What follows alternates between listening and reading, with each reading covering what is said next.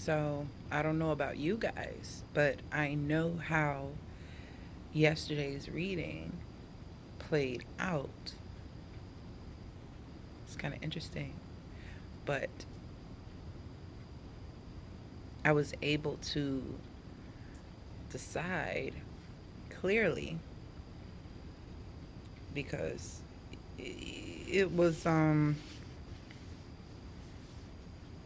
a responsible type of decision that needed to be made. And like I said, work first, play later. That shit really came into account.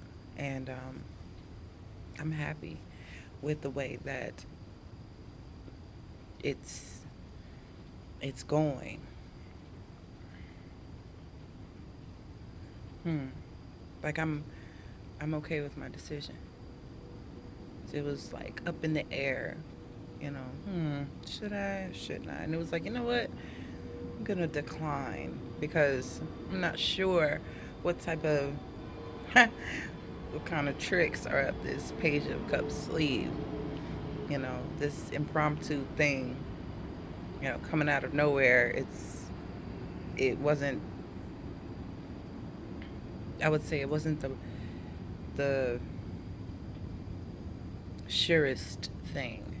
So it was like stick to your responsibilities, follow your rules, the obligations that you set, and do things by the book, the way you said them, the way you schedule them, the way and foresight is telling me, and my intuition is telling me I made the right decision. So I'm happy with that.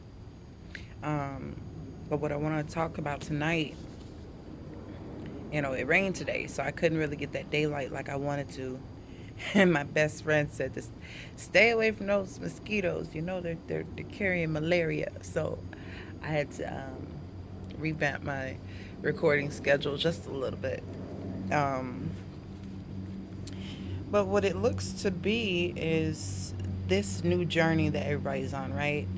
It's like we're caught between the fool and the hermit. 0 to 9, new beginning and ultimate wisdom on a personal level. And it's like, okay. And I pulled 3 cards at random. And it's not really, you can consider it a reading, but when I asked, my intentions that I set when I asked the card was, what should I discuss? What, is important for someone to hear? That's what I do this for. It's not just so I can see myself, my dark chocolate self. It's so that someone can hear the message, someone that needs to hear the message. Um, and 3 cards came out. It showed the fool. His ass is about to step on that cat. Cat's not like the one in the Rider Waite, the dog in the Rider Waite, telling him to hold on. This cat is about to get stepped on, but in the night sky. I mean, it's daylight and it's nighttime, so there's kind of there's an optimistic, jovial energy here, but it's also the unknown with the darkness. It's kind of a cross between. And on a new journey, you can expect both to be present. No matter how exciting it seems to start something new, there's always that apprehension of um, the things you don't know and the things that, could be headed your way or what you might step into on the way through this new journey that you're so ready for. It was telling you to be mindful. Your journey could have started today. It could have started yesterday. It could have started a week ago with the new moon, with the last full moon, but it shows that there was a beginning. And the 3rd card I pulled out was the Hermit. And this is stability in self. Now I'm going to try to get as close as I can. This is the Law of Attraction Tarot, and it's showing that lantern there at his foot, at his side. He's as solid and stable as that tree that's sitting next to him.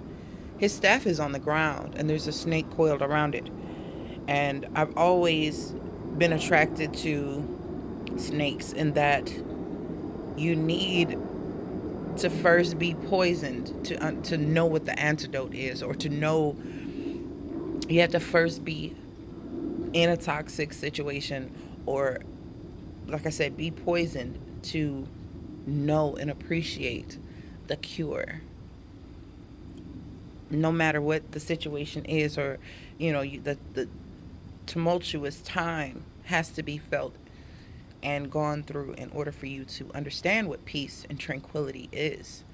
You know, the polar opposite has to exist first in order for you to know. Um, you can't reach enlightenment if you've never been immersed in darkness. And everybody sees these tarot readers and spiritual leaders and people with these gifts and think that their life is just gravy. Like they don't go through shit, and they haven't handled, what normal people handle. First of all, no one's normal. There is no standard. Everybody is different. So, first and foremost, don't compare yourself to anyone else. Okay? Your journey alone it's manuscripted far differently. Your story of life is something that has not been written for anyone else in this world. Take pride in that.